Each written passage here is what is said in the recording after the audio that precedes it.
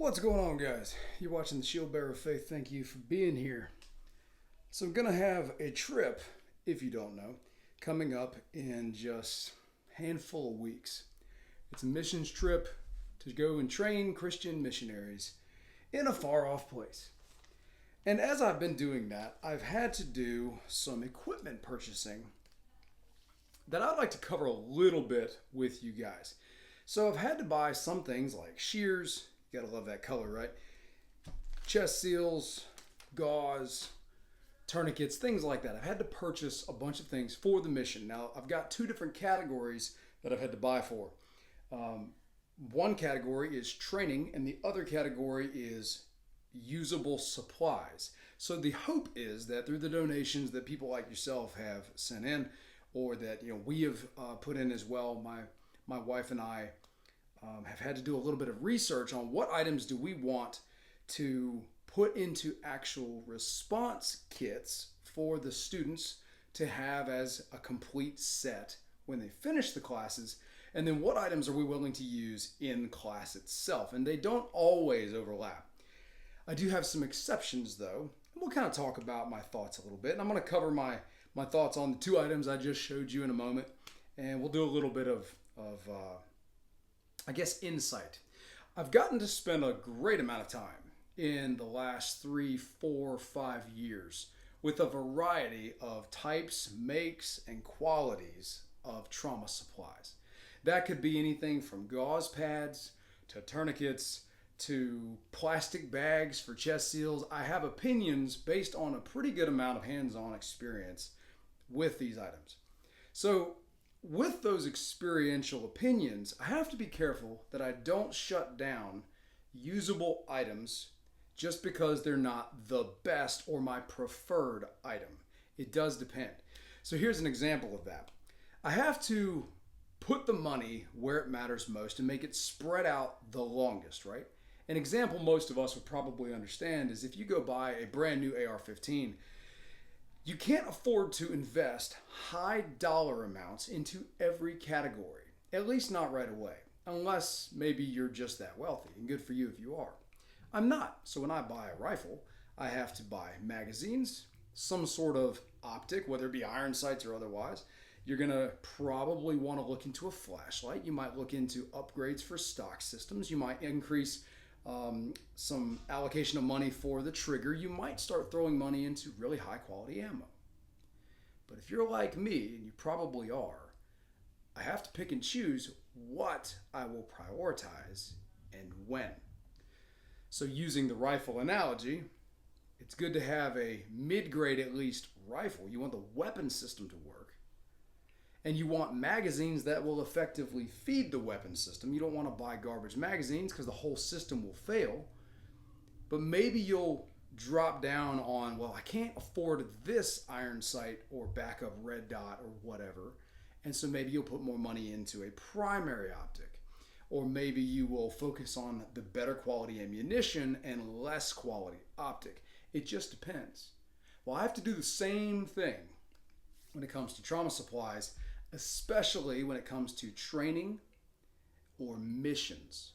So missions, the goal of that, guys, is to train people that otherwise could not receive the training, usually in far off places, is kind of the goal. Witness about Christ while doing so, and hopefully give them some equipment when I leave, right?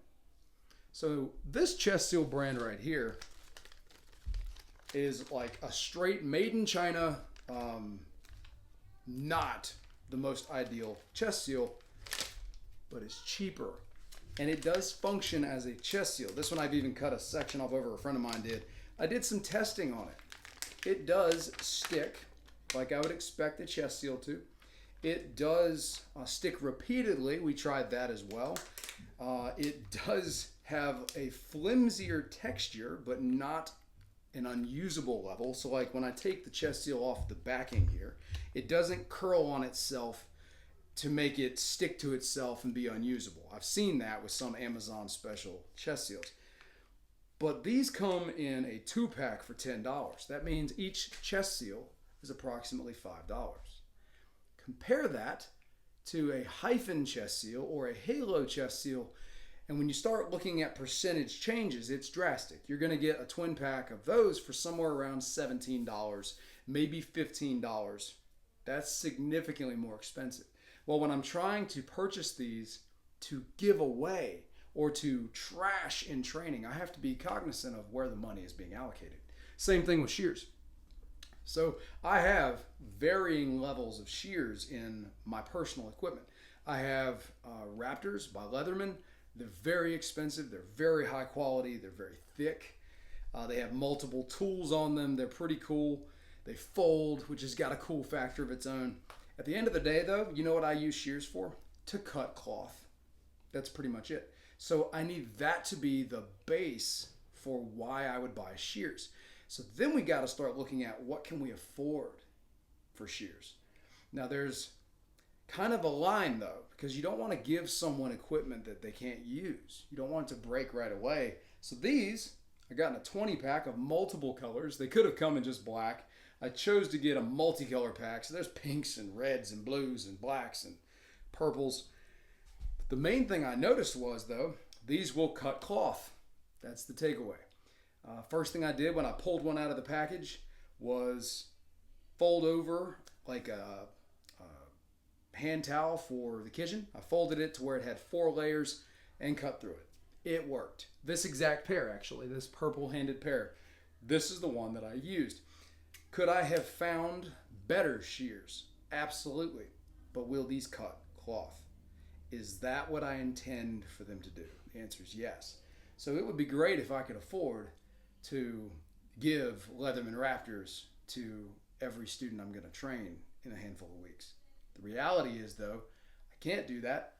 And the reality is also that they probably wouldn't actually appreciate them. That's a factor. They're not going to know or understand the differences, most likely, between something that's $80 and something that's much cheaper. Also, it's worth mentioning, these shears, which do cut, were $1.50 each, I think. $1.50 each. And I have in between options of those. I've got some that are North American Rescue brand, which I think are probably the best middle ground of shears that I've found. It's my personal opinion. You're talking $10, $15, somewhere in there. Depending on what conflict has kicked off or what inflation looks like, maybe 20 at a max, but you're not talking extremely expensive, right? But you're also not trying to get 20 of them or whatever the number is. So I'm having to factor that in. Same goes with gauze. So gauze is one of those things I need a lot of. It's one of the most used things with bleeding control. So it's obviously disposable. You're not going to go and rinse off gauze and reuse it. It's not usable like that. So you're going to have to keep in mind that if this is going to be trashed every time that you use it, we need to make sure that we have an abundance of gauze. Or you need a different option, like t-shirts, right? Maybe you cut them into strips and then you could maybe reuse them. But it takes cleaning and it takes personal protective ideas, like you're going to have to keep bloodborne pathogens from causing you problems down the road. It is an issue. All that to say, we're allocating funds to what matters most and trying to trickle down from there. Local fire and EMS crews have been donating a little bit of stuff, and that's really awesome. Any additional thing that we get that we can take is one less thing that we have to either find or that we have to use funds from donations for. Another piece of information here. I will not use a RATS or Rapids, it's the same thing, tourniquet here in the US. I have bad experiences with them. I worked with a guy that got nerve damage when we were demonstrating for like 20 seconds once. He got nerve damage for a handful of days.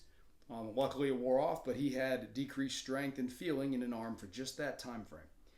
They are provably and repeatedly problematic. But I had 2 donated by an EMS crew of these RATS tourniquets. And if you don't know what it is, just go look it up. I'm not about to say no thanks for that. because I'm going to a place to train people that otherwise would have nothing. So the question has to come up. Is this item something that I would want to use here if I have better options? The answer is no. Is it something that I will use if I don't have another option? The answer is yes. See the difference? When you have nothing, you need to be appreciative of whatever you get. Or when you're like me and I've gone to these fire and EMS crews and I said, hey, do you guys have any expired stuff that you would be willing to send with me that I can take over and train people on and give away essentially in this missions trip? We got to be careful being rude when they say, yep, I have these things that we don't really use anymore. Would you use them? The answer is yes. I will take it and I will put it to good use. I will also train the people on the other end of this thing how to use it. So I guess the big point that I'm making to you guys is focus on certain items that need the dollars. They need the investment. And the big one on that is tourniquets, in my opinion. When you're in the US, there's really not an excuse, in my opinion, to go and buy a Chinese knockoff tourniquet on Amazon. Because that is one of those items that fails so often when you get a fake Cat 7 tourniquet. When I was in Ukraine, that was something that was so common. The medics were not allowed, their command staff would not allow them to even possess these Chinese-made tourniquets because the risk was that they would use them and they would fail. So to me, after seeing enough of these break, after seeing enough bad stories, all that stuff, they're just not worth my money, even if they are cheaper, right? Then you got to trickle that down from there. So spend the 30 whatever dollars on a real tourniquet. Whatever brand you choose, there are some good ones out there. And then from there, try to, I guess, decipher where the money needs to be put next. Some areas that you can really save money on by not buying from a medical company is gauze. Another area is a bandage. If you go to North American Rescue, their website directly, and you buy a trauma bandage, what they call an ETD, if you buy that, you're going to spend somewhere between probably $7 to $10. It depends, right? $7 to $10, whereas you can get an ACE bandage, you can get 4-inch width or 6-inch width, whatever. You can order ACE bandages or go find them at a store for much less. So if I can do that and I can save money there, then do that. Is it going to be the exact same? No, not entirely. It's not going to have a gauze pad stitched on. It's not going to have Velcro that keeps it from unrolling. But would it work? And if you're trying to save money, that's the big question. The answer is yes, it will. Again, that's something I've mitigated in the trainings that I'm doing now. Because it's all donation funded, we're really trying to be good stewards of that and use the donations appropriately. So one of the main areas that we have been able to save money is trauma bandages. So when I train people now, we order by the 20 pack a 6-inch width ACE bandage off Amazon. They are really good, really good. I should have brought one up here to show you. And we put them in the washing machine. We unroll them after classes are done, and they get disgusting, guys. Much more disgusting than what most people will use them for. And we unroll them, put them in a washing machine, wash them, dry them in the washing machine, and re-roll them. And they work great. And we have reused them over and over and over. So that's an area you can spend about $2 per bandage on. Or you can go to a website and spend something like $7 to $10 on. Gauze is one that you can save a lot of money on. I just purchased compressed sterile gauze. If you go on a lot of websites now, I've had to do this research. Compressed gauze that comes, it's like 4.1 yards long by 4.5 inches wide, usually something like that. If you were to buy that off of most medical sites right now, you're talking $5 per package of gauze. $5. If you go get Focus Group, that's a whole different company. If you get Focus Group's gauze, theirs is $6 each. It's crazy. Or I found a pack of 5 on Amazon that is still compressed sterile gauze. It just doesn't have North American Rescue's brand on it, and I got that for about $2.50 each pack. Just giving you examples. I hope that helps a little bit. I don't want you guys to waste money. I also don't want you to get garbage. But again, if I can try to steer you in any way to not waste money or make some mistakes that I've made in the past with various items, I've gotten to have a lot of hands-on experience with this stuff. I've also gotten a lot of it because I was paid to.